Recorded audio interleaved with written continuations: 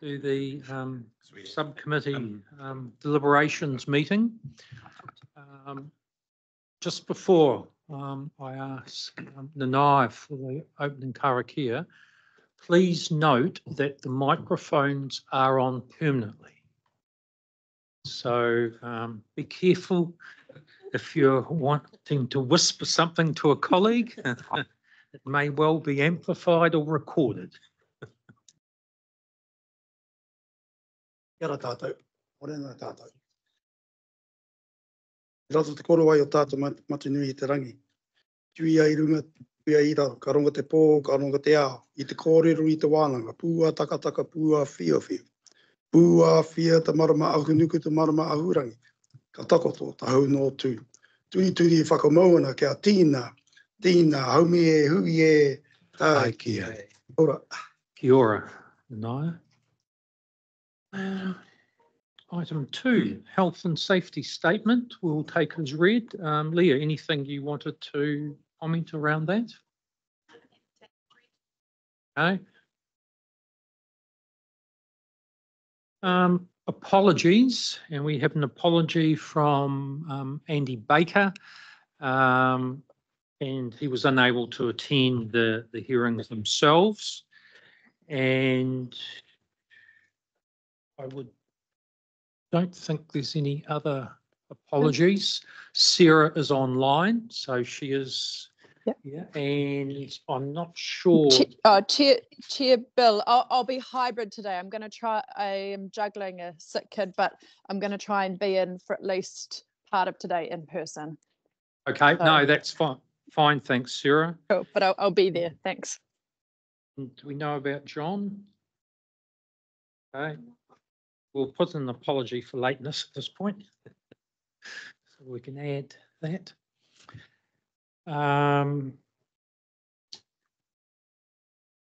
So I'm happy to move that. If I can have a seconder for receipt of those apologies. Thanks, Liz. I'll put that. All those in favour? Against? Carried. Now, just before we go any further, I'd just like, we've got a number of partner and future-proof staff here. So I'd like to go around the room. If you can introduce yourselves and your position and the agency or authority that you represent. Might as well start on my left here. Yeah, thanks, Bill. My name's Chris Dillon, representing Hamilton City Council, Principal Planner. Thanks, Chris. Morena, I'm Donna Tracy, the Strategic Planning Manager at Waikato District Council. Morena, I'm Nicola Leonard. I work at GMD Consultants, but I'm part of the Future Proof Strategy project team. Kia ora, ko Miffy Foley toku wingala. I'm the team leader of strategic and spatial planning at the Regional Council, and I'm the chair of the PPWG working group that is responsible for this. Kia ora, I'm Nathan from Manamanapiako District Council. I'm team leader for RMA policy. I'm in the hot seat today. I'm filling in for the district planner who has lost her voice. So.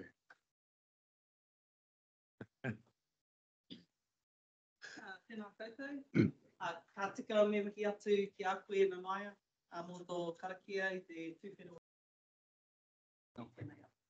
Ko Jackie Collier tōku ingoa. I work at Hamilton City Council. I manage a unit. I also chair the water.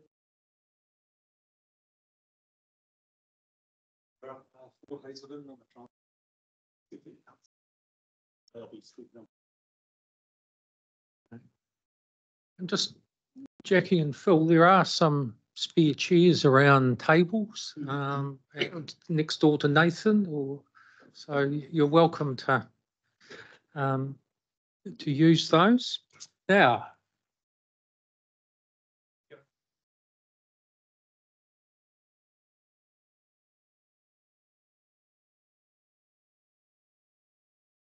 Morena koutou, I'm Katrina Andrews. I'm a policy advisor in the strategic and spatial planning team at the Waikato Regional Council. Good morning, Mark Davey from Hamilton City Council.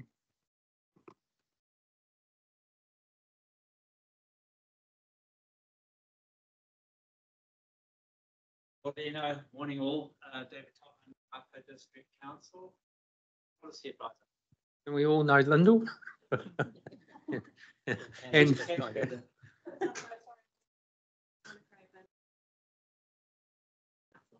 okay.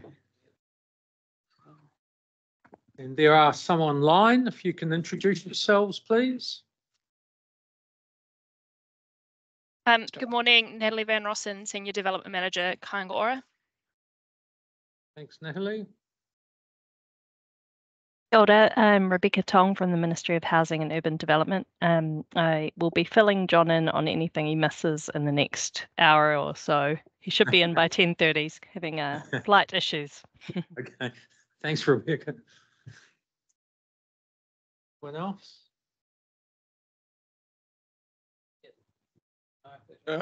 Lachlan Pratt from Hamilton City Council, a planner, just sitting in on this really. Cheers. And Arthur.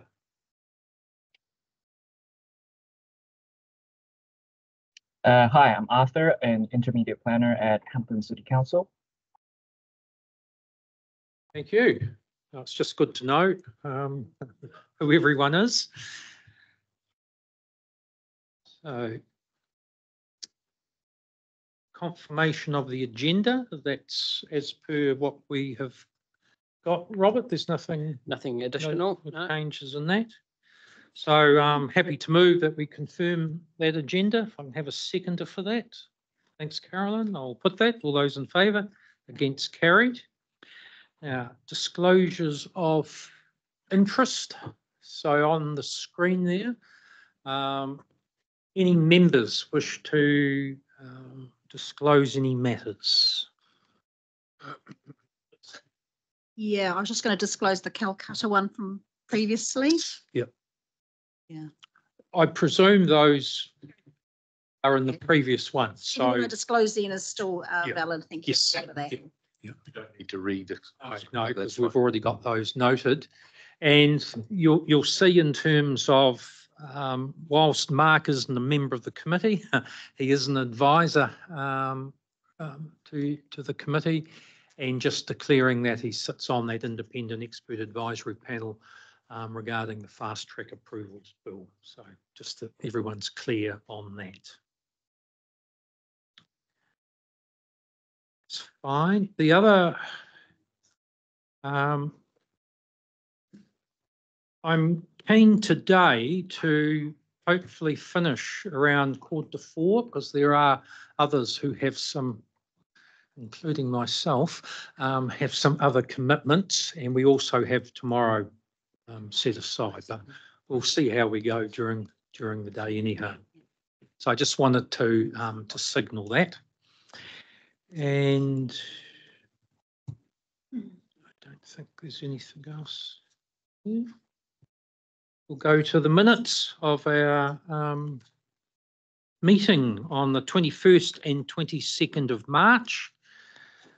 And that commences on page 5 of our agenda. Would someone like to move and second those, please? Thanks, Nanaya. Seconder. Thanks, Angela. Are there any matters of clarification or correction that people want to raise? Okay. Therefore, I'll put that, those minutes, in terms of receipt of them. All those in favour? Aye. Against? Carried. We'll now move to item 7.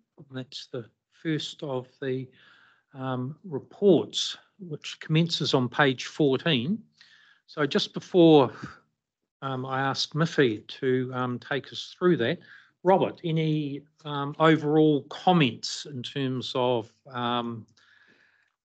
the day or tomorrow or the process before we get into the report? So the team's got a little presentation to walk through before we start deliberations proper, and that presentation or series of presentations is to target matters that came up or were raised by submitters or the members of the committee through the course of the hearings and subsequently. So that's why I've got all of the key future-proof people here today in terms of your working group to cover off those matters and to give you a chance to ask any questions of clarification, any additional information you think you might need as you move into deliberations.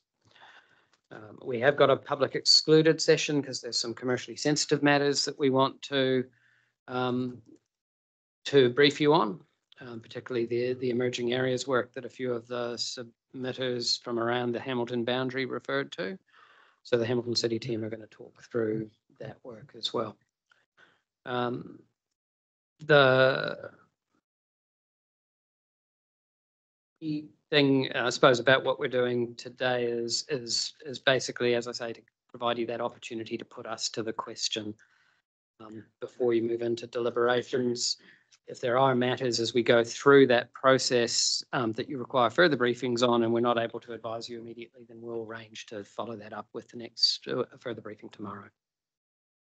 That's probably enough of an intro to the process. Okay, thanks, Robert. I'd just like to acknowledge since our hearings in March, the work of the teams in terms of getting us to where we are today and the extensive reporting that has been undertaken to help us as we work through our deliberations process. So thanks, team.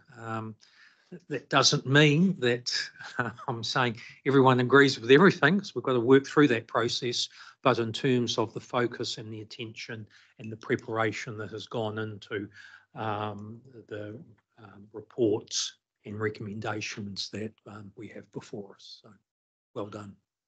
Miffy. Yeah.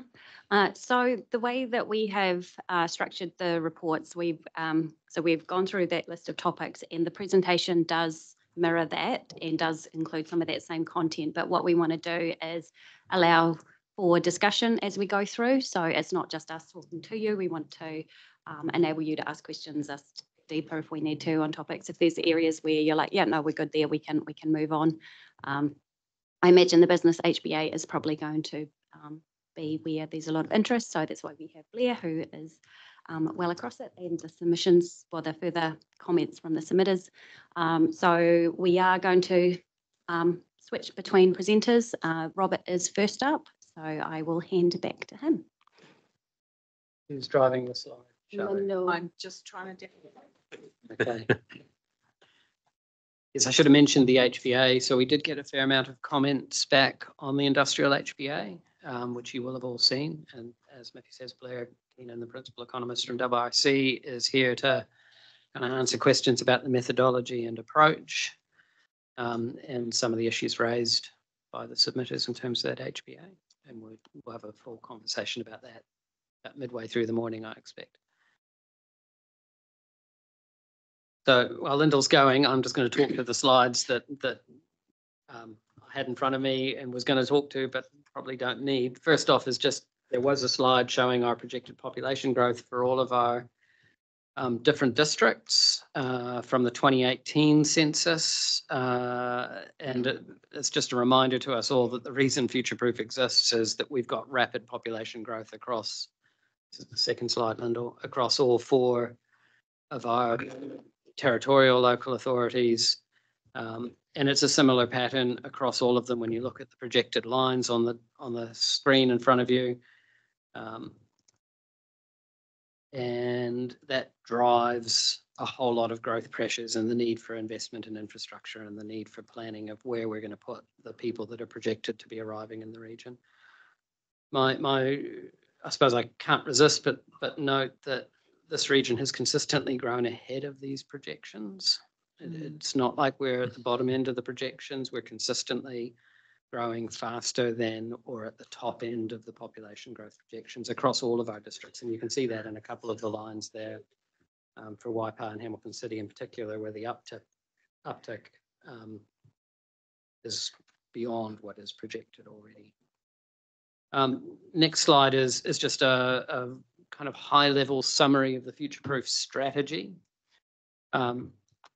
So At its core, the strategy's philosophy is a compact and concentrated urban development, concentrated around our main townships, with enablement areas around some of our rural villages for that rural residential style of growth, trying to not see rural residential growth everywhere across the sub-region with the demands that creates on infrastructure, but trying to approach it in a planned way or a planful way.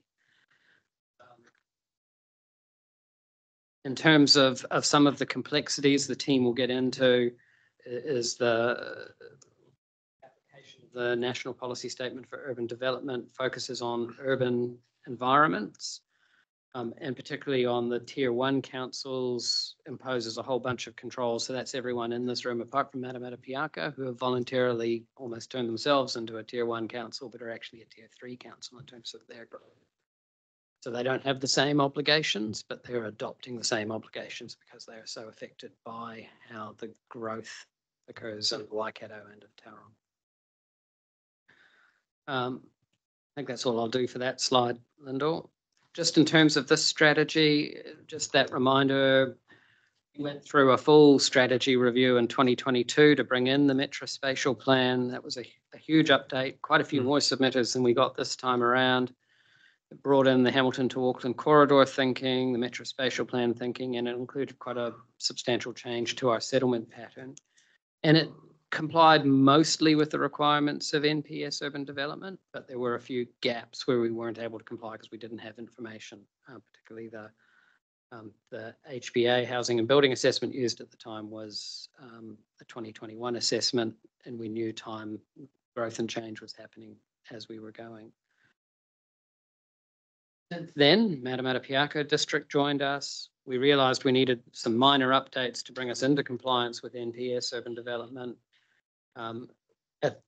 To date, we haven't proposed a change to the settlement pattern. We don't think we've got enough, or didn't at the time think we had enough information to propose a change to the settlement pattern. And we completed a new housing and building assessment for housing and for business, although the business one arrived quite late in the thinking and so hasn't been able to fully inform the development of the draft strategy. Although we did have an idea of what it was going to say in the thinking and advice we provided to you. Next slide, and the last you'll hear from me for most of today, is just a reminder of the resolutions by FPIC in 2022 when they adopted the full strategy review. They resolved to include the following in the scope of the work that we were doing. So first off, they asked us to update and refine the HBA, Housing Building Capacity Assessments, to reflect revised population and employment scenarios, and the rezoning that was proposed through the introduction of the medium density residential standards. So we've done that. It asked us to incorporate the more detailed planning work that had been done around thinking about our transport system over the next 30 years to accommodate our population growth, and to bring in some thinking about emissions reduction and the signals from the government policy statement for transport at the time. So Phil will talk about that work. I'll just get in early by noting that the Southern Links corridor, so the new GPS, is already in the settlement pattern. So it's not like we have to rewrite the strategy to address the GPS for transport in this government's direction. We already have the thinking in there that will allow us to pivot in terms of where we prioritise our implementation. We have done work to incorporate the recommendations of the two detailed business cases that were done for wastewater treatment, the northern and southern wastewater treatment business cases. Jackie will very well as things and how that relates to and we had to incorporate any response that is necessary to reflect the national policy statement on highly productive land, which we have also done. The areas that we haven't finished off on, but you will get a briefing on where we're at with the process.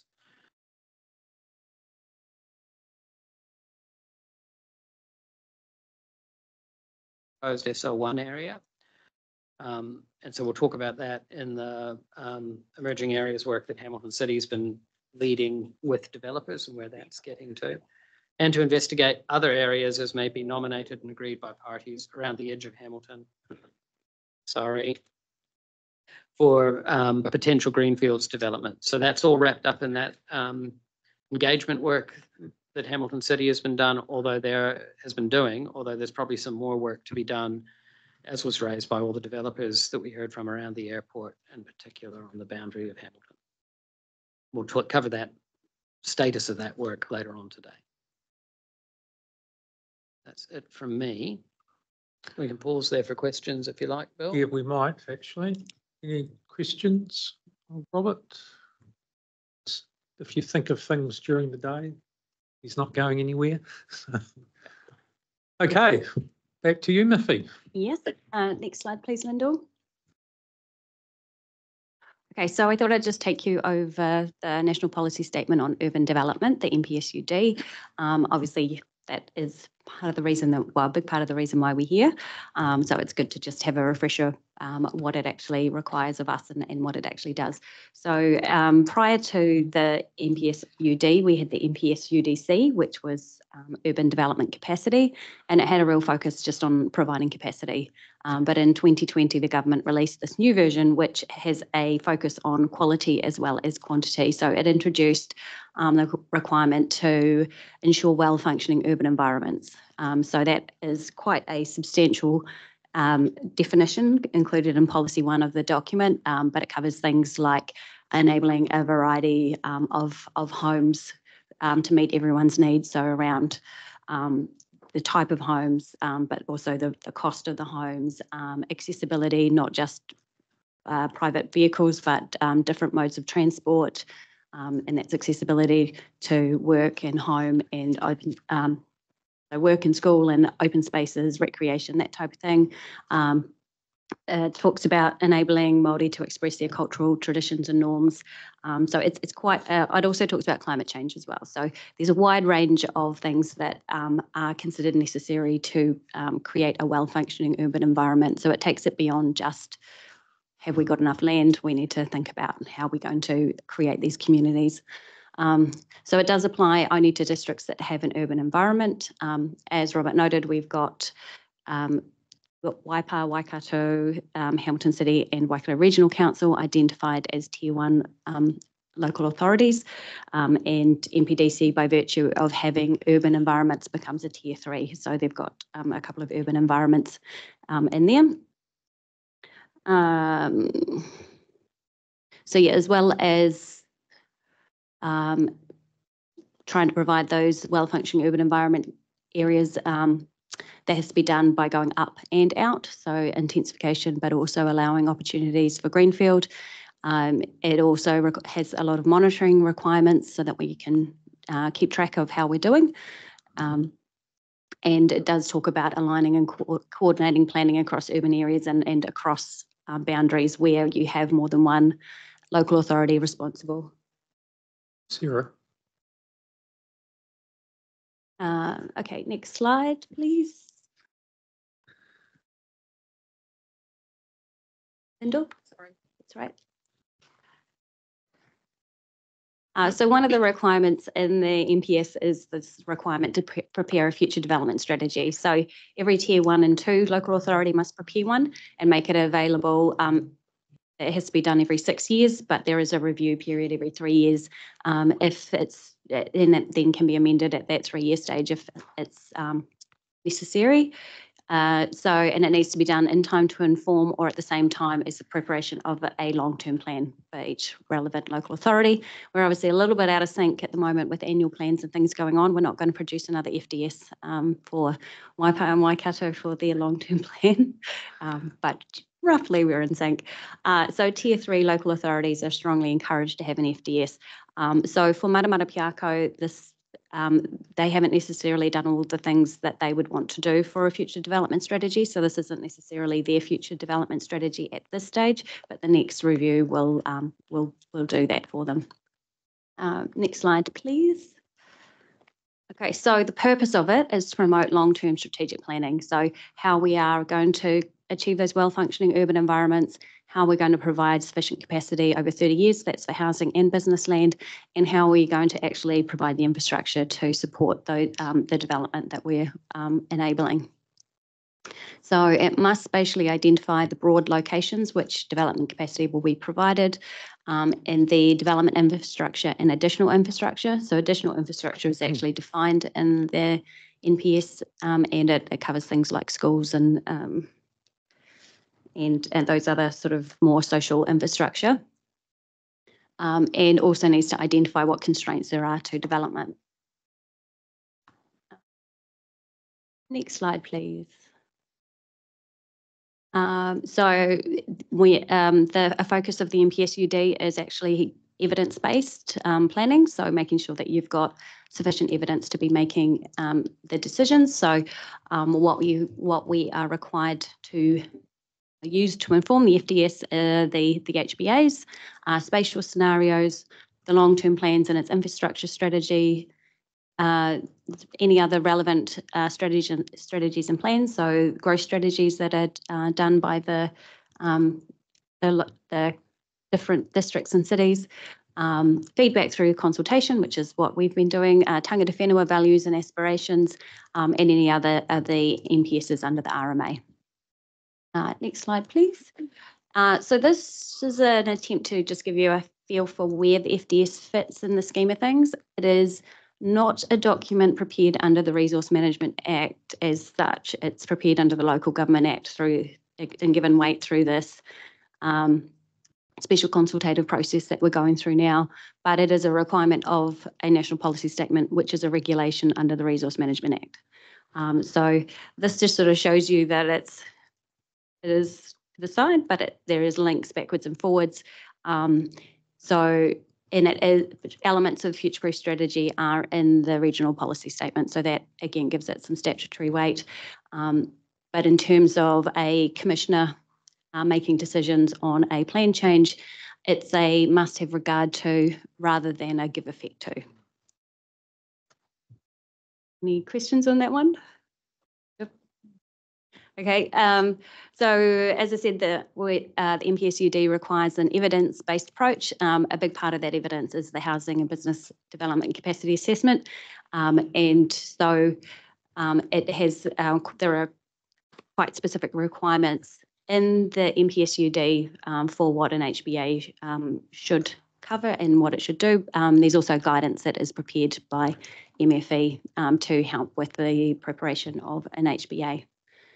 So the key is that the purpose is to provide the information on the demand and the supply of our housing and business land, and including the impact of planning and infrastructure decisions, and to quantify the development capacity that is sufficient to meet expected demand for housing and business land in the short, medium and long term. So those time periods are defined as 1 to 3 years for short term, 4 to 10 for medium and 11 to 30 for the long term. So there will be more detailed discussion on the HBA coming up shortly. Next slide, Lyndall. So quite late in the game, we had the National Policy Statement on Highly Productive Land come in. It is an NPS that we do need to take into account when we are doing our planning. And it does have it is quite relevant in that it has one objective, and that is to protect highly productive land for agricultural purposes. However, it does also have a little bit of an out to make sure that we can still provide urban land. When you have the Waikato district, where we have a large amount of highly productive land, particularly Marapiako, they have a lot of high quality soils surrounding their settlements. It is quite an important document. We are aware that there are likely to be changes to this, as the government have signalled that they are likely to make some changes. However, we just have to proceed as under the current document, but just be wary that we might need to pivot. They haven't signalled that they're going to remove it. They've signalled that they may make some uses easier to achieve, and they may remove LUC3 from the NPS. key part of the MPS is that the Regional Council are required to map highly productive land. That process is underway. It is going to take some time, so there is a temporary, an interim definition, which is anything that's zoned with a rural zone and is identified as LUC 1, 2 or 3. So I do have a map, and I think in the report there's a bit more detail, but there has been a recent report that's showing that we are still having significant declines in highly productive land to urban or residential uses, and that has consequences in the future potentially for our food prices, among other things. So next slide, Lyndall. I think I've covered most of this. A key part is that anything identified in a strategic document as suitable for urban development within 10 years is excluded. So the majority of our land within the future-proof strategy is already identified with a future urban zone or is captured by that definition. So any land within the strategy is okay. Anything outside of the strategy that is on highly productive land will need to go through the sort of gateway clauses in the MPS. This is just a map to show how widespread the highly productive land is in our area. So the dark green, the mid green, and the lighter but not really pale green are the LUC 1, 2 and 3 areas. So it is very significant. The red areas are the settlements. Questions on that one? No. Yep. Okay. Lyndall, just wanted to give a refresher on peat soils. So the Waikato region does have half of New Zealand's peatlands, which is quite a significant amount. They can be very deep in areas, so they can be up to 11 metres deep. So a lot of those areas are under drainage to allow them to be farmed. However, too much drainage does cause shrinkage of peat soils, and it does result in large areas of carbon dioxide being lost to the atmosphere. So that obviously it will have an impact on our greenhouse gas emissions. You can build on peat soils. It does add cost and difficulty, and there are current instances in Hamilton where there is subsidence being caused by insurance issues where houses have been built on peat and are therefore subject to movement and cracking and that type of thing. Miffy, I've just got a question on the peat, because it's quite relevant to at least one of the submissions, and it's given I guess extra costs that come with building on peat. Would it be? Do we know whether it would be prohibitive to have higher density versus say standalone houses in an area where there is say deep peat or I guess even shallower peat? I think SL1 did provide some information that financially they don't see it being a problem to build on raft foundations, but I guess the bigger the building you have, the more weight you're concentrating on it, and the more issues you're likely to have. And in terms of that proposal, what is the advice around the, I guess, climate impacts and the release of CO2 with building on there? I haven't organised we do have soil scientists who specialise in that, and I didn't get them to come along, but I can get them to provide some advice on that if you would like. So I'm not sure what the magnitude is, but whenever you drain the soils, you're going to get release of carbon dioxide, and it could be significant, particularly in areas where you've got very deep peat. Ideally you want to keep them wet, which isn't great for building houses on them. Okay, thank you. So we, I was going to say, we'll get that advice for you. I was just going to say the report that we had I thought was really good, but for me it didn't go into quite enough detail around the long-term effects of that CO2. So and also I don't think it mentioned the amount of land. There was some numbers in there, but it didn't talk about the total hectares that were involved in some of those emissions. So just some more detail around that would be great. Thanks. Absolutely. Okay, next slide. And over to Nicola. This is just a bit of a quick summary of the housing component of the HBA before I hand to the expert on the business at HBA. So we really just wanted to highlight here that the HBA has found we need around 75,400 dwellings over the 30-year period. That's the figure with the margin applied. I think the key points that we really wanted to emphasise is that there's actually significant plan-enabled capacity. So there's a lot of zoned land, there's a lot of land identified in the strategy, more than enough to accommodate those dwellings. Where the difficulties come is you'll see in that fourth bullet there are significant infrastructure and feasibility constraints. But the overall conclusion is that over that 30-year period, the sub-region has sufficient plan-enabled capacity to meet demand.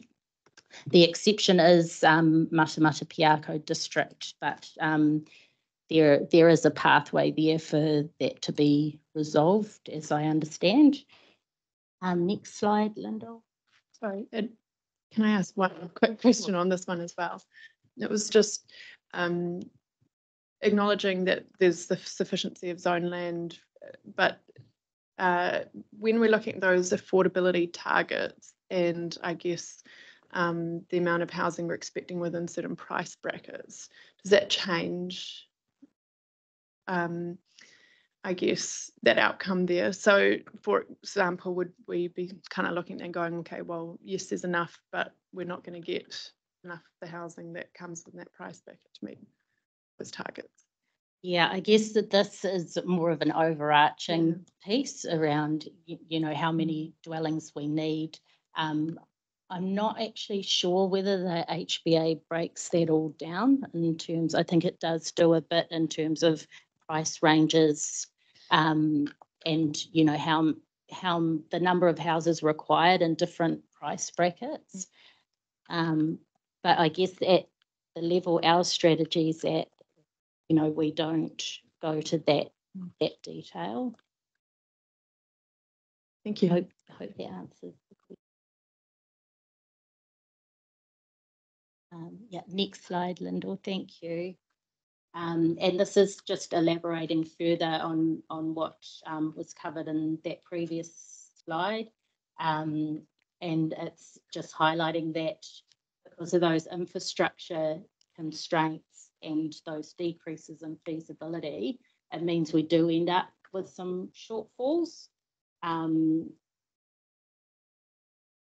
However, there for Hamilton, Waikato and Waipa, there is significant increases in capacity because of the introduction of some of those intensification provisions. So that's added a lot to that, to the capacity provided. And just that last bullet point there relating to Matamata Piako, just noting that for Matamata and Te Aroha, there's not sufficient housing capacity in the long term, but that could be addressed through their future residential policy area. Next slide, Lyndall. And these are just the tables out of the strategy. And so they're just a summary of the housing demand, the capacity, and then the sufficiency. And we just need to emphasise there that sufficiency piece, it takes the plan-enabled capacity, but it also adds that layer of feasibility infrastructure constraints. So that's why we end up, particularly for Hamilton, with those shortfalls. And then the next slide is just got the table there for Matamata Piako district. Nicola, can I just ask a question on that? So the sufficiency, if it takes into account the infrastructure enablement, does opening up more land address that issue? I mean, presumably it doesn't, right? No. Yeah, so to Sarah's question, to some extent, the answer is not land. The answer is infrastructure, irrespective of where the land is. Correct. Yeah.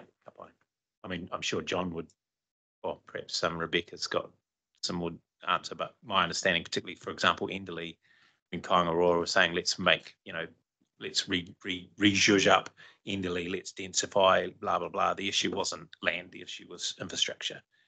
Yeah. Yeah, can I just ask a question on that? Have we got, say for Hamilton, if you did put the density in the city centre, like, does that give us the most, I'll give you the most bang for your buck, like in order of higher density, affordability, works in with the transport? Sorry, Sarah, you probably know more than me about that. Have we done that sort of assessment around, hey, density is the way to go rather than opening up more greenfield? I know you've got wastewater constraints. Yeah, thanks, Councillor Strange.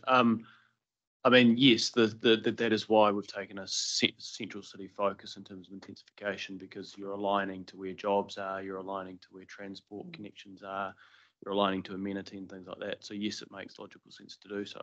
I think what the team are hitting at is the fact that we can zone, but there are a number of other factors that are required to come together to allow that to be taken up. So in the central city, for example, obviously the feasibility for high density typologies is not stacking up at the moment. So we can zone it, we can provide infrastructure servicing, but ultimately is the market ready in a position to take it up? The other thing is we know that in Central City North, we've got large areas of at-grade car parking held in international trusts with whom the owners are not interested in developing it. So again, you've got to have all those different component parts converging to actually get a house built or more employment land to be developed. And so, yeah, it's a complex picture. Phil, did you want to add to that? Okay.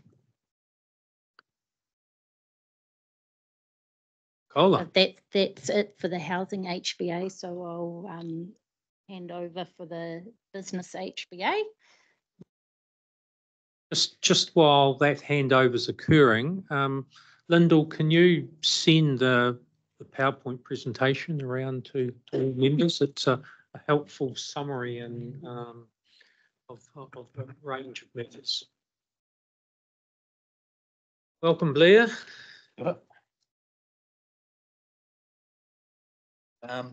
So the build up that Miffy and Rob have given me this morning, I should point out this isn't my work, so you'll be getting my interpretation of it, and I'm happy to discuss it, what's and all. Blair, can you just move your microphone closer? And I think that applies to everyone when you speak up too.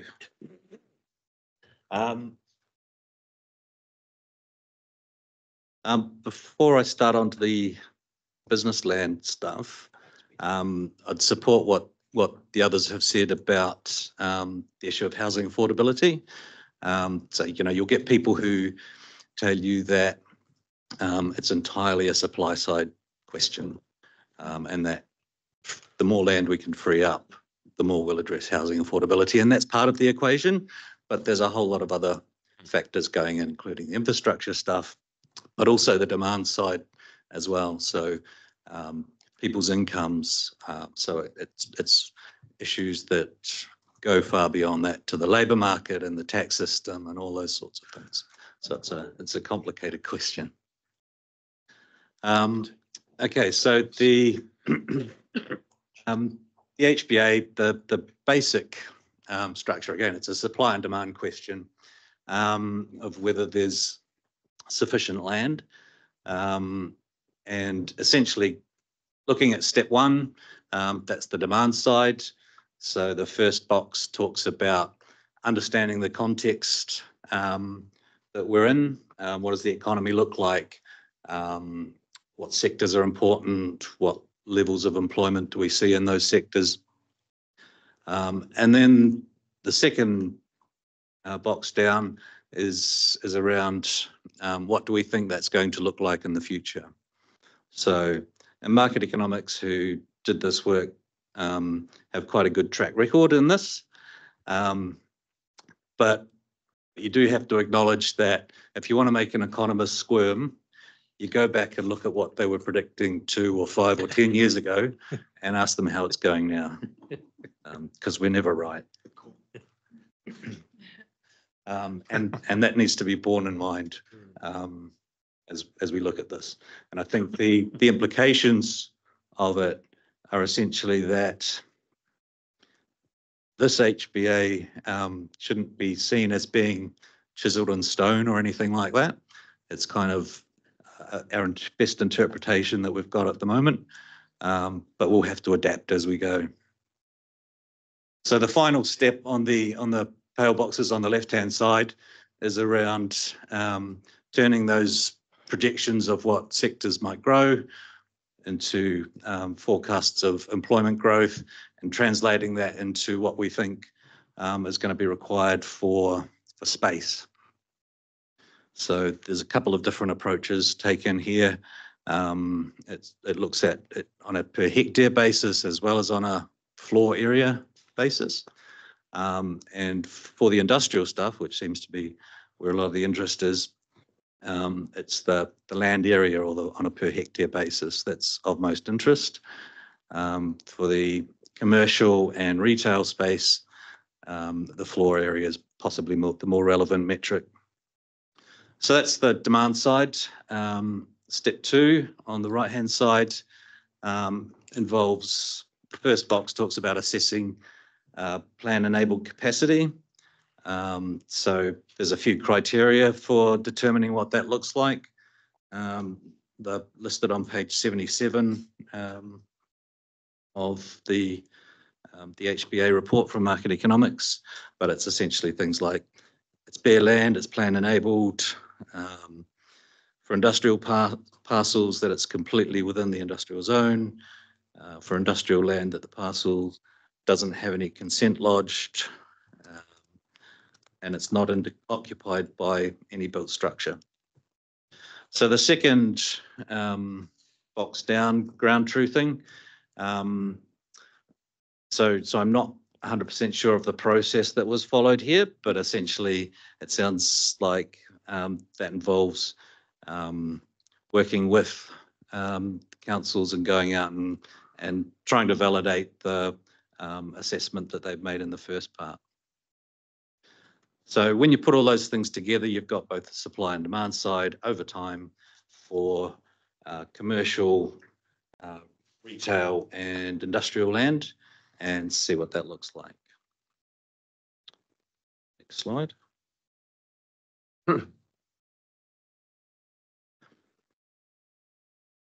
So this is basically looking at a summary of that demand side thing again. So they're talking about employment growth projected at an average of 1.1%. It starts off a bit higher and sort of slows down as you go through the period. And I note that on this, there's some disagreement about the projections that Market Economics have used.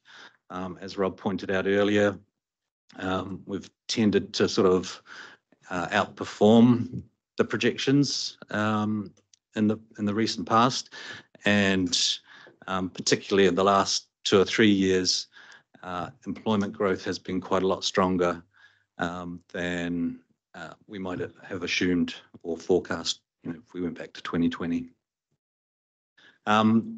Whether you can, so the question then is, what do you do with that bit of information?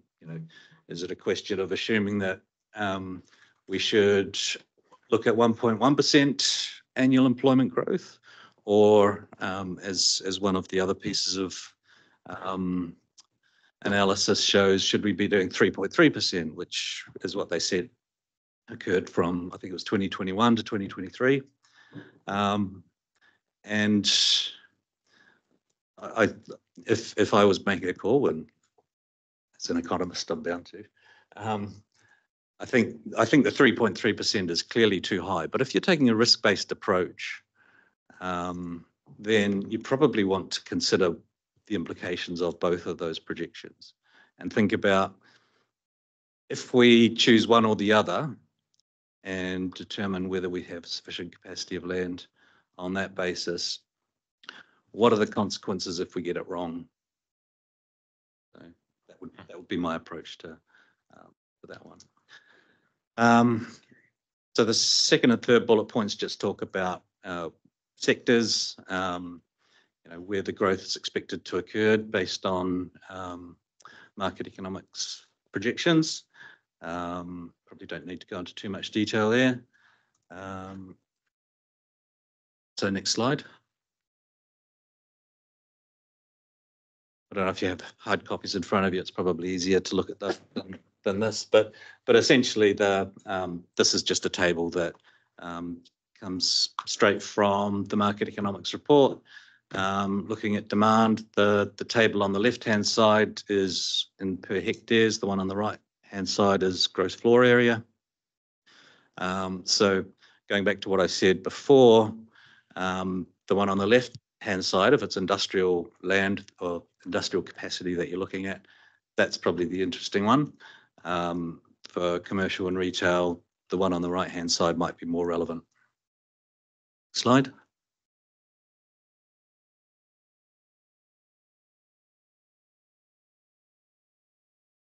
So the previous one was demand. This time it's capacity assessment. Again, the left-hand side is hectares. So again, the industrial one's the interesting one to look at there. The right-hand side, gross floor area. Next slide.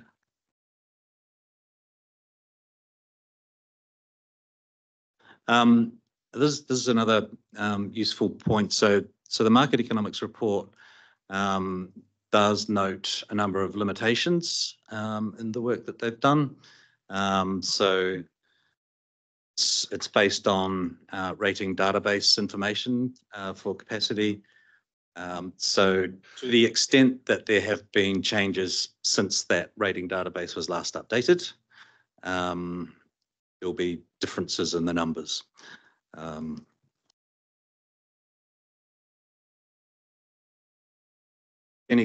So what you might see there is land that was previously identified that's now been taken up, which would point you in the direction of there being less capacity than the numbers in here would indicate. Housing capacity crossover. So there's some versatile land might be useful for or suitable for housing or commercial. And again, that suggests that if there's land that has been identified as industrial or commercial or retail that falls into that bucket, then it's competing with housing as well. And again, that potentially points to less capacity than these numbers. Similarly or in contrast rather, with alternative potential sources of land. So there's some assumptions in here about if a piece of land has only a little bit of coverage, then basically we can consider it to be vacant. And so that will be part of that capacity. But there might be other things that, essentially redevelopable land that could add to capacity. So we're getting sort of, things going both ways in terms of uncertainty here. For all capacity, similarly, there may be some types of business land that could be done in rural areas. Although, as Miffy pointed out, the MPS for highly productive land may act as a bit of a brake on that until the new government potentially takes that brake off again. And feasibility. So the approach that's taken by market economics in terms of feasibility, they've undertaken a multi-criteria analysis where they've identified a whole bunch of things that might make a piece of land suitable or less suitable for a particular use, and they've scored it against different parcels of land. And so that will give you a score of how suitable a piece of land is. And when you compare that to where the identified capacity is, if those things match up, then you can have some confidence that you kind of got things in the right place, or capacity in the right place. And peat soils is probably a good example of this. I don't actually, I haven't seen the full set of criteria that they used for their assessment, but I would expect it could include something like peat soils, which might make it, you know, if you were looking at land for heavy industry, it might not be a good place to be putting that sort of thing. Oh, and sorry, before I go on to the next slide. So all of these things, market economics, and I think rightly points out that we're going to need to keep a close eye on a lot of this stuff over time, because we don't know how it's going to develop. And so they emphasize repeatedly through their report the importance of monitoring these sorts of measures, so that you know, you don't end up in 5 years' time going, but the economist told us this. And you're adapting as you go. Now, with the long lead-in time that's required for developing industrial land, that can be a bit of a problem. We need to identify these things as early as possible. So monitoring what's going on here, and I don't think it's just a matter of you know, having some metrics necessarily that we're measuring, but having your finger on the pulse of what's going on the ground as well is going to be really important. So that engagement with developers and other interest groups is going to be crucial. Now, next slide. Okay, so this basically just puts the demand and supply sides together. The white boxes on the left is demand. In the middle, it's supply. And I'm sure you've probably all seen these tables before. Where it shows up as a red box, it's suggesting that there may not be sufficient land. And so if you look at this one, commercial looks like a red flag, and as well as retail in the Waipa district and industrial in Hamilton City. Noting that this is the per hectare measure, and as we discussed earlier, the commercial and retail things are probably better reflected by the gross floor area, which I'm hoping is the next slide. Yep, next slide, please. So when you take into account the gross floor area, a lot of that red goes away. So there's still some there.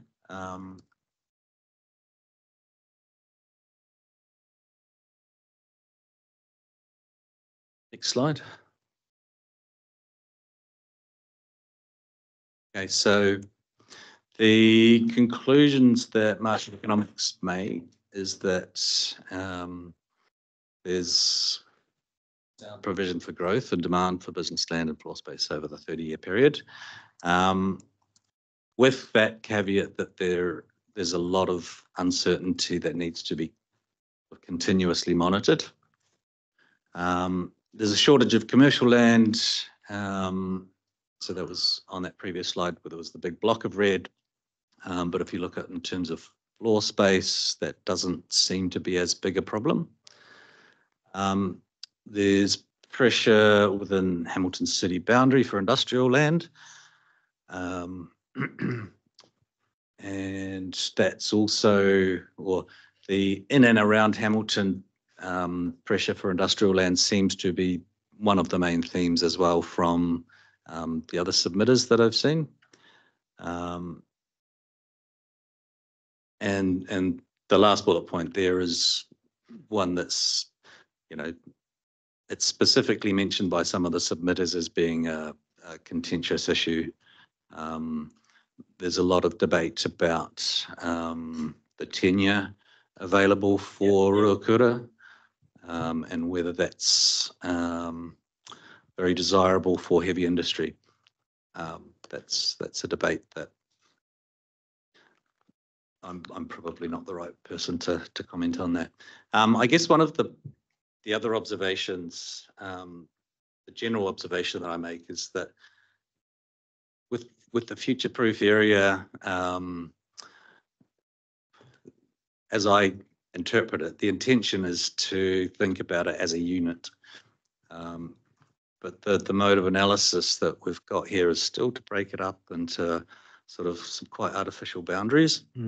But I guess that's just a process that we're required to follow. But it's something to bear in mind when we're interpreting it. So that's all the slides that I've got to go through, but happy to questions or discussion. Hey, thanks, Blair. David.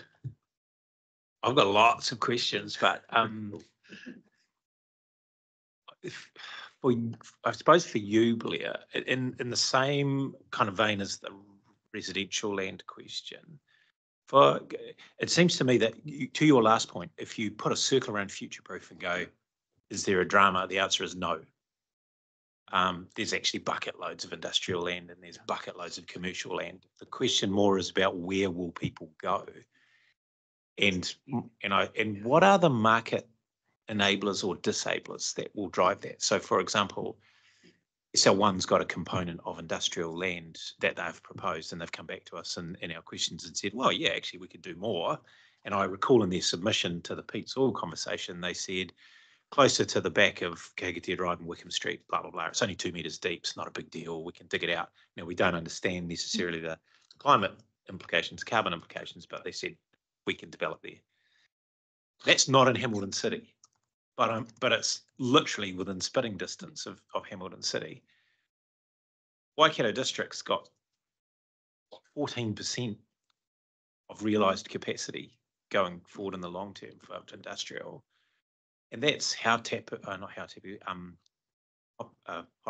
And so my question, long way of getting to the question, in an industrial context, what are the things that would drive that mobility to say, well, we'll build here instead of in the middle of Hamilton City or you know, for argument's sake, or we'll go to Hautapu and build there. And if suddenly there was even more land, is that actually counterproductive? Because if I was an owner, I'd sit there and go, well, bugger that, I'm not going to realise that land, I'll just keep my cows on it. Yeah. It's a long question. I'm not. Yeah, sorry, it's a kind of muddled up question, but that's, to me, that's the whole crux of the conversation. And I think it would have been really useful to have been able to look at the multi-criteria analysis that market economics did, because I would expect that the criteria that they followed there would be a list that I could read out and answer to your question. But off the top of my head, I would be saying things like the cost of land and you know, whether it's logically suitable and all those sorts of things. Is it peat or something else? Is it going to provide me with a solid base for what I need for heavy industry, if that's what I'm doing? Access. So that's that infrastructure stuff for getting stuff in from your suppliers and stuff out to your customers. Yeah, so transport corridors. Transport. Water. So there is, and I didn't talk about it at all, but there is sort of specific discussion about wet industries in the market economics report, and I think that's a real question that needs to be addressed as well. And so, for example, if I'm looking at Waikato 2070 as it exists, I'm not clear about, for the extent of area that's required, whether there's water or wastewater capacity for servicing those.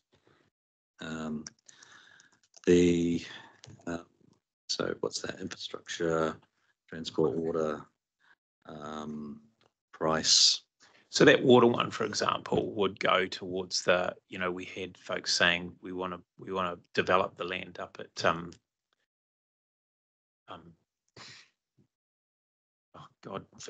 far north end of the expressway, and yes, Sleepy Head and Wire, etc. Versus Horatu, for example, where there is infrastructure there already, right? But those other places there isn't, and so that would be quite a big. Telbury Mountain, sorry, that's where I was thinking. That would be quite a big deal. Would be the difference. Yeah, would have thought so. Yeah, good point. It's always on a case by case basis, but. And if I can just interject, we have done a piece of work which isn't quite finalised yet to look at localities and markets. So to try and work this out in a way where people, where land is substitutable for housing and business and for industrial. So, you know, if you do provide land at Horatu, does that cater for a wider market? So that is nearly finished. So sorry. So my other question, which is not a question for Blair, is there's a comment in your guys' report and in the HBA report, which is about protecting industrial land for the purpose of industrial land. I guess your report talks about that, but I'm interested in the extent to which that is already the case, or if we did that, does that actually change the conclusion here, which is, to Mark Crisp's point, I think in his submission around reverse sensitivity, for example, argument, right? If you say that's industrial land, you can't put the base on it because big box retail actually is just going to push that out and have a whole lot of detracting factors in terms of dragging people out of the city and blah, blah, blah. Is that done, or is it? There are some policies in the RPS, but it comes down to the land uses that are permitted in the district plans. So I might hand to Donna and Chris. David, I might just answer that question quickly. So I think generally speaking, our industrial zones across the sub-region are pretty permissive, and they're coming under threat of non-industrial uses, which are higher and better value return on that land. So you see it along Te Rapa Strait, you see it in sort of parts of Te Rapa, as well as now coming into parts around Greenwood Street and things like that. So it's something the city is very conscious of, because once we lose those jobs and those businesses, there aren't substitutable areas for them to go. And so similarly, we're then dispersing business and employment further out from where people live and where people serve their other day-to-day needs, such as education, schooling, healthcare, and things like that. So we're quite concerned about the displacement effect and what that will have kind of across the sub-region. We can't fix that in this strategy, but we can make some commentary around that. Yeah. Just to follow up on that, just for clarity, and Blair touched on it in terms of the assessments done by local authority But in terms of addressing the sufficiency, etc., that can be done on a sub-regional basis as opposed to a TA by TA. Because it's coming back to my thinking around boundaryless planning. And I understand in terms of the displacement and the other impacts potentially that could create, but all the solutions do not need to be, and this is what I'm wanting the clarity on, to be provided by each individual authority. They could be provided collectively in terms of the direction in the NPS and also through the implementation of the FDS. Yes, so we have identified that as something for the next HBA, that we look at it at a more on those markets rather than. It is still useful for the districts and the city to have their own, but then to expand it and to look at the localities and markets and see what those numbers are saying. Sorry, just a comment. I've no MPDC information on those slides, so just wondered what information you had regarding those criteria for us as well. So MPCD is in this report, but they're dealt with separately. So, and I apologise, I haven't sort of focused on that. Yeah. It says you've got a long-term problem, but you're okay. Well, long-term problems about lots of things, but yeah, that's right. Just, Nathan, did you want to comment on that? In terms of industrial land, we have a capacity for the medium term, but a shortfall for the long term. Angela, did you have a? Yeah, just a slightly different one, if that's all right, if we've finished with this. Well, just anything else, just on that particular matter? Over to you. Yeah, just Blair, coming back to the employment data. Given that people are living longer, working longer, lots of people don't own a home, so they're obviously needing to, stay in jobs a bit longer. Has that been keeping an eye out? Been factored in, like with employment growth? So people staying in longer alongside, we've got quite a young population coming through as well. So alongside that aging population, has that all been taken into account?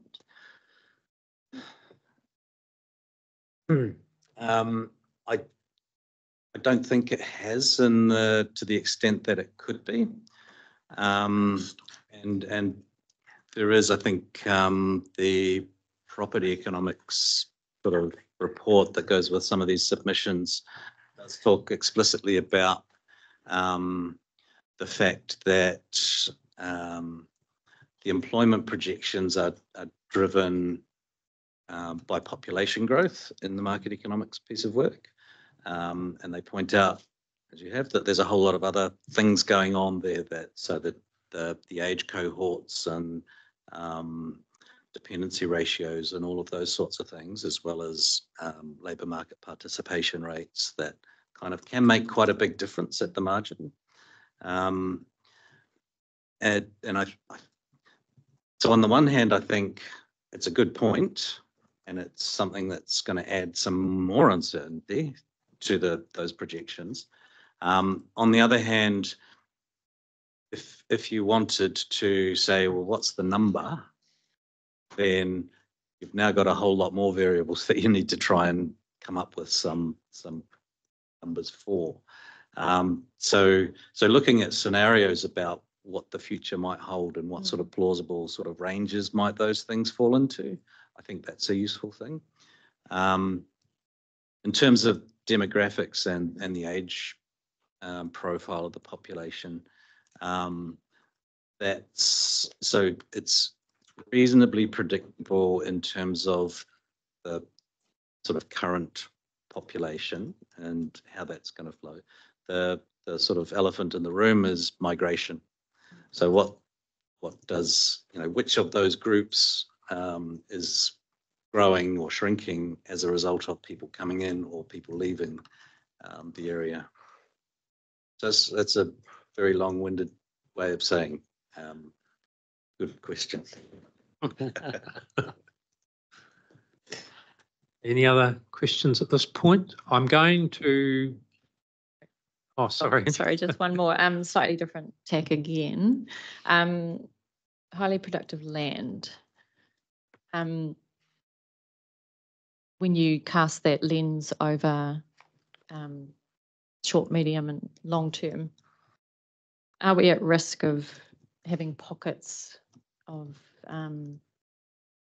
people still farming with industrial wrapped around because it hasn't been identified, and therefore the HPL overrides things? Is it a risk, or is that being considered? And so for the current settlement pattern, those areas are already excluded from the NPS HPL. It's only if we brought in new areas we'd have to think about how that might create isolated pockets of highly productive land. Okay, so we're going to take a break about 10:30, so we'll carry on until about that time. So Jackie, are you next? According to my list. some slides in the pack. That we'll just bring up. So I thought in a few slides, and I'll try and move through this pretty quickly, that I'd just set some context for you and really a recap and reminder of the work that has been undertaken within Future Proof over the last 10 or so years in the water space. So this slide is really just setting out what you already know, that Three Waters infrastructure is a key enabler to sustainable development and growth within the sub-region. Integrated waters management and land use planning alongside transport planning is key to giving effect to Te Ture Whaimana, and you'll all be aware of the status of Te Ture Whaimana. We all know that our water resources are under increasing pressure from human activity, growth and climate change. That urbanisation and extreme weather coupled with climate change is adversely affecting our waterways, increasing flood hazard, and is something that we're much more acutely aware of than we have been in the past. There's been some discussion around the capacity constraints that exist within our Three Waters networks already. The local authorities will be facing those challenges through their long-term plan deliberations, and we're all aware that significant investment is needed in those networks in order to meet existing needs, our existing obligations under consent conditions and Te Ture Whaimana, and to provide for growth. And we're all struggling with the affordability challenge. Next slide, please. So just a recap on some of the key work that's been completed through Future Proof. We do have a Future Proof Three Waters strategy, which is currently under review. It's still a very relevant document in terms of the issues that it outlines and some of the actions that are needed to address those issues. We've been working on the sub-regional Three Waters study since 2018, and that work is really aimed at giving effect to Te Ture Whaimana and looking to take a boundaryless approach to waters infrastructure planning across the sub-region. Some key outputs from that work include the strategic case, which sets out a case for change in the way that we manage our Three Waters infrastructure. And that work was a precursor to the previous government's Three Waters reforms and really just highlighted and provided evidence of those challenges and issues existing within the Waikato region. We've been working on some case studies and associated technical work, really looking to apply some best for river principles and investment objectives to shift the paradigm in how we develop land and undertake our Three Waters infrastructure planning and management. That work is just being wrapped up now. And the original intention was to develop a program business case across the sub-region that identified the investment and interventions that are needed at different scales. So including those big concrete physical infrastructure investments all the way through to behavioural change and policy change that's needed to really give effect to Te Ture Whaimana. A priority piece of work that fell out of the sub-regional Three Waters study, which some of you have been involved in, has been the Metro Wastewater Detailed Business Case. And that was really in part to support Waipa District Council's need to make some decisions around the investment into the Cambridge Wastewater Treatment Plant or an alternative. That work has concluded, and we're now moving into the implementation stages of that piece of work. So the reason that I thought I'd spend a little bit of time just taking us back to the sub-regional waters study is because it really sets the frame for everything that came after it, including the Metro Detailed Business Case work. So just an overview of that work. Like I said, the intention is to develop an investment program that is unconstrained by territorial authorities, boundaries, like you've said, Chair Bill, that really looks at what's best for the region and what's best for the river. Giving effect to Te Ture Whaimana is central to this piece of work, alongside, I guess, the need for all partners, including future-proof partners, mana whenua iwi, and the community to really collaborate to deliver on the aspirations of our communities and what we need to do in terms of the river. Next slide, please. So no surprises in what the strategic case set out in terms of some of the key issues around Three Waters management within the sub-region. Lack of integrated management, these are, they're quite meaty issue statements that are in that document if you want to go back and have a look at them. But just summarise, lack of integrated management, so that's across the board, integration between waters, land use, transport, integration across the geography of the sub-region. Historic decisions that have been made, we can't turn back the clock, but we certainly can choose not to ignore those decisions that have been made in the past and the impacts of some of those decisions. Inadequate infrastructure planning. So I think there's definitely been a change in the approach of future-proof in the last 10 years to really have infrastructure capacity and challenges front of mind, whereas in the past, perhaps it wasn't so front of mind, and it was all about, I guess, the land use and not really thinking about those other things that are needed to support sustainable land use. And infrastructure deficit. So that historic underinvestment in the infrastructure that we need to support our communities, coupled with, I guess, increasing expectations and obligations on us all to lift our performance from a Three Waters perspective and really recognise and care for the waters resources that we rely on for our communities. Next slide, please. So I'm not going to talk to this, but this really just is an example of the approach that was taken to develop a best for river methodology that sits within the sub-regional Three Waters strategic case and has informed the investment objectives that sit within that piece of work. And from there, the evolution that was taken to inform the investment objectives in the Metro detailed business case. So at its core is Te Ture Whaimana as the vision for the project and as, I guess, one of those overarching legislative documents and requirements that we have within the Waikato. That sets us apart from the rest of the country. Next slide, please.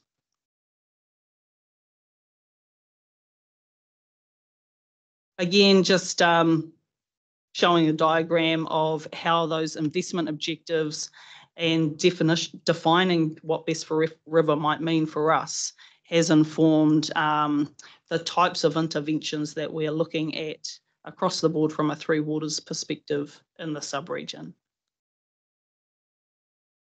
Just a summary of one of the initial outcomes that came through from that sub-regional piece of work.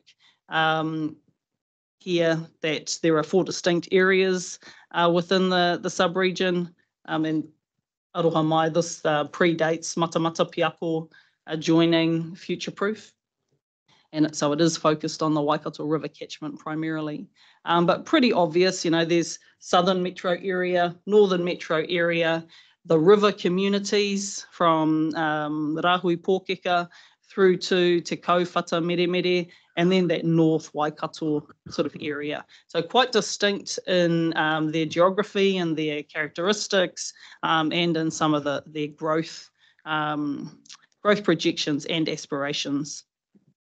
There are also some key outcomes that have informed those investment objectives around really looking to improve the level of treatment that we achieve, both from a land use perspective, stormwater management, stormwater controls, wastewater treatment and discharge methods, and also looking at what we can do across the board to adopt water-sensitive city and community design principles. And that informed the previous update of the FDS. One of the transformational moves is really around promoting water-wise communities. So alongside the river, the Waikato River being at its heart, those are 2 key transformational moves that sat within the Metro Spatial Plan, and some of those carry through to the FDS that speak specifically to the river in a way that hadn't been done within future-proof before. What also came out of this work, like I said, was the need to prioritise the Metro wastewater challenges, and that led to the Metro wastewater detailed business cases. Next slide, please. I'll just skip past this one. It just speaks to where we're at with the current sub-regional Three Waters work. So most of you will be familiar with this. Deputy Mayor Liz sat on the governance board for this project. So like I said, the detailed business case investment objectives do stem from the sub-regional investment objectives, which then link back into Te Ture Whaimana. There's a theme here that I hope you're getting, that Te Ture Whaimana is really important. And the investment objectives that we developed specifically for this business case really revolved around 5 things. One was water quality, second was biodiversity, 3 was cultural around whakapapa connection access, the 4th was resource efficiency, resource recovery and the potential to reduce greenhouse gas emissions. And the final one was the ability to provide for sustainable growth within the metro area. So those investment objectives were used to evaluate a whole range of servicing solutions for that area, including BAU, which is the existing plants, and enabling or just accepting, I suppose, the decentralised wastewater treatment solutions that are popping up all over, particularly that southern area.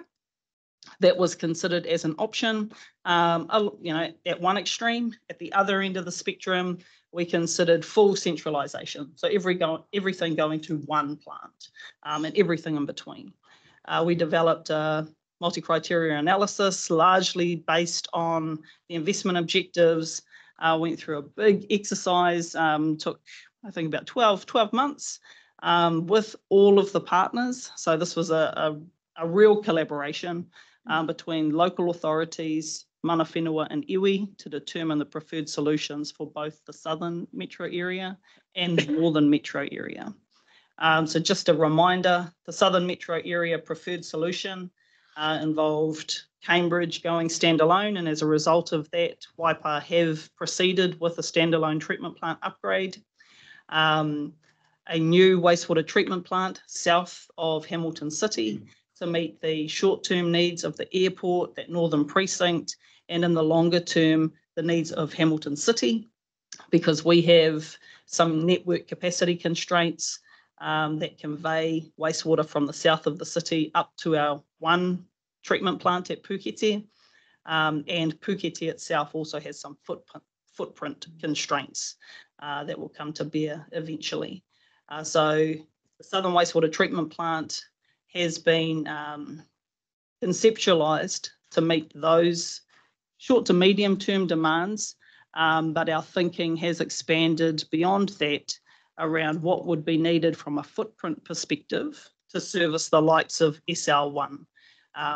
So that is part of the thinking with the Southern Wastewater Treatment Plant. Eventually, the Tauwhare Pā decentralised plant would also be commissioned and that taken into the southern plant. Te Awamutu would also just stand alone like it currently does, largely because of distance to a centralised facility. In the north, the preferred solution that's been agreed is the decommissioning of the Ngarawahia wastewater treatment plant and bringing that into Pukete and a significant upgrade in Pukete. Sitting alongside the detailed business cases is a memorandum of understanding that's been entered into by all of the partners. Waikato Tainui signed it, mana whenua didn't because that was a bit complex and probably too high a level for mana whenua to enter into. Their involvement will sit at each individual project level. And one of the key commitments made through the MOU is one, the continued working together and partnership approach, which is really critical. And the second is an increase, step change in the level of treatment to be delivered through any new plants or upgraded plants within the metro area. And for Pukete, that's no small feat. As a result of the outcomes of the detailed business case, that work has informed proposed long-term plans that are currently out for consultation and that councils will deliberate on soon. For Hamilton City, a significant investment, probably the largest investment in the proposed long-term plan, is the upgrade required to the Pukete wastewater treatment plant. I forgot to add that most of the treatment plants within the future-proof area have or will, the consents have or will expire within a 10-year sort of period. So there's certainly going to be a lot of investment needed in those plants if they haven't happened already. Waikato District have already started their investment through Mere Mere, Te Kaupata's underway. Cambridge have made that decision to upgrade their plant. All of those plants are achieving this much higher level of treatment than has been required and achieved in the past. So all of those things, these culminate to us collectively giving effect to or contributing towards te ture whaimana, which is really, really key. However, affordability is a challenge, funding is a challenge, and overcoming that is something that we still need to address. So for the Southern Treatment Plant, I guess I just wanted to tip my hat to the City Deals work that's also happening within Future Proof, which is seeking to try and overcome some of those hurdles for us. Might leave it there and just take any questions. Okay, no, thanks, Jackie. And really helpful also in terms of that context and a reminder of what's been done to date and what's on the horizon. David. Someone else can go if they want.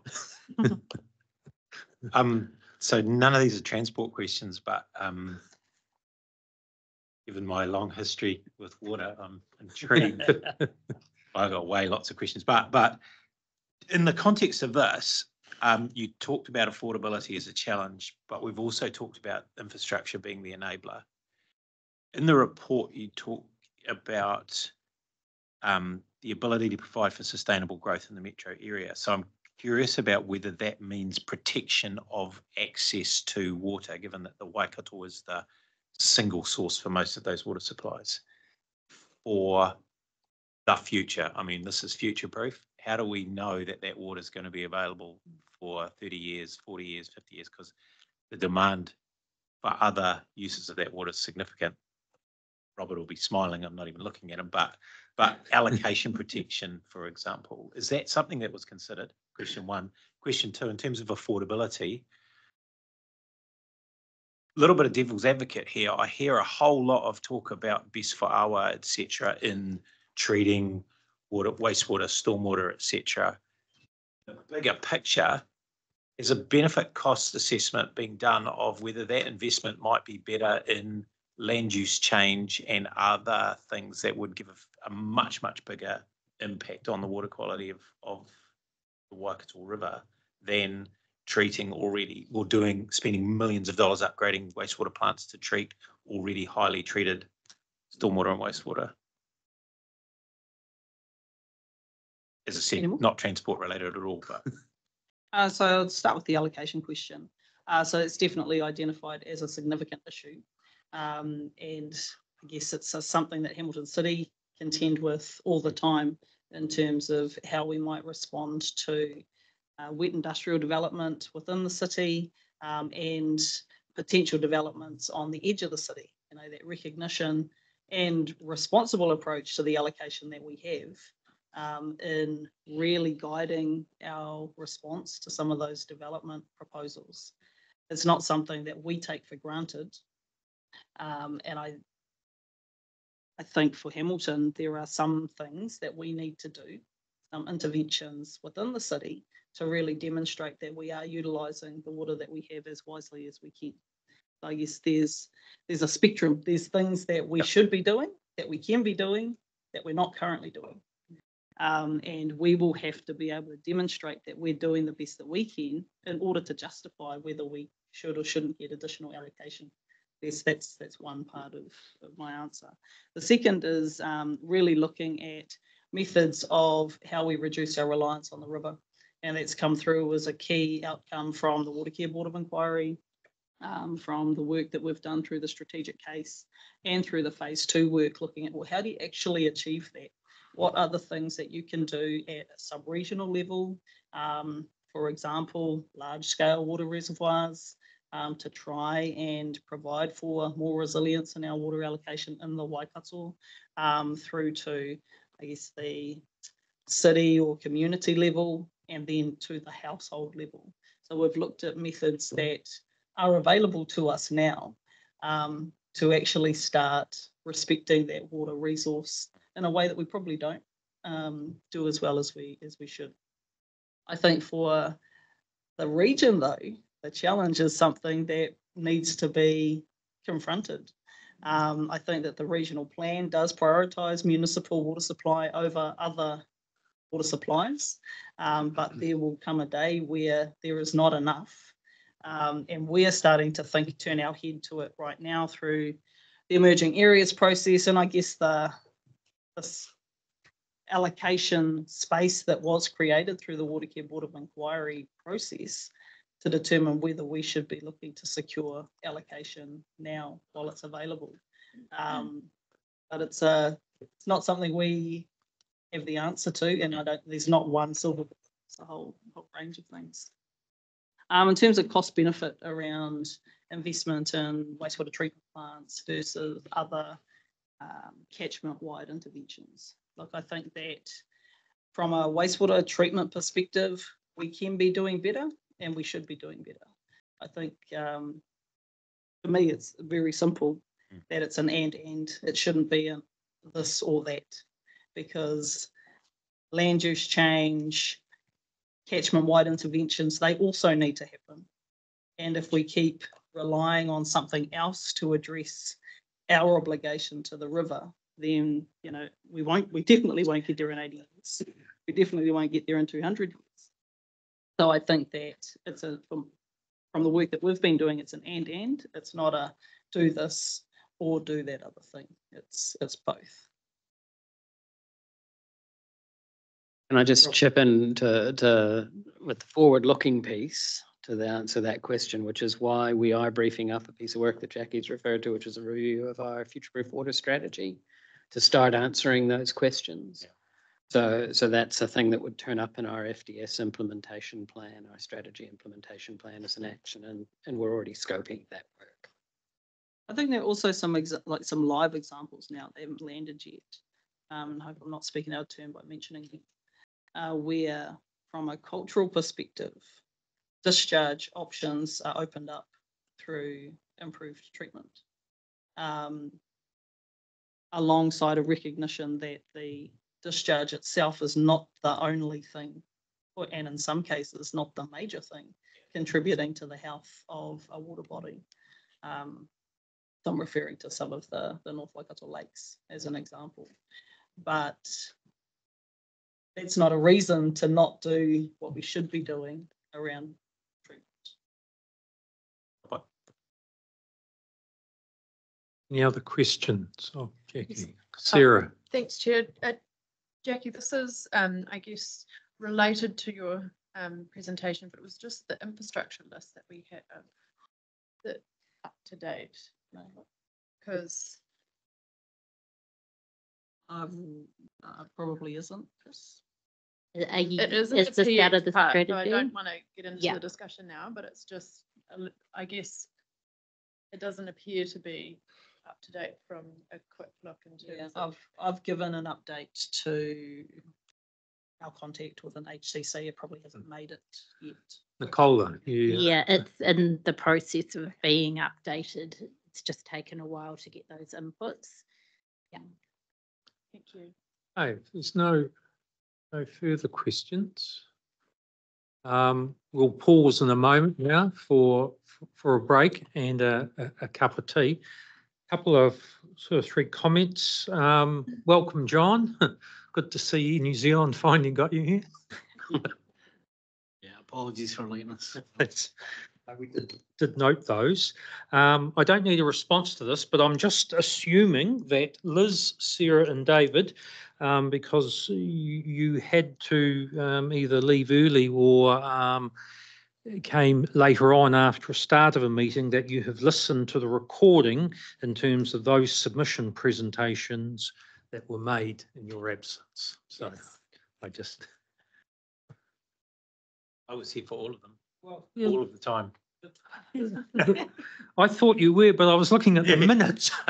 So is that incorrect? Incorrect. Okay. I'll take back my comment, including you. And we'll amend that minute, because that's quite an important part of the record in terms of you being present. Yeah. I Yes. should have read that in. Yeah. As today, I think I also dominated all the questions.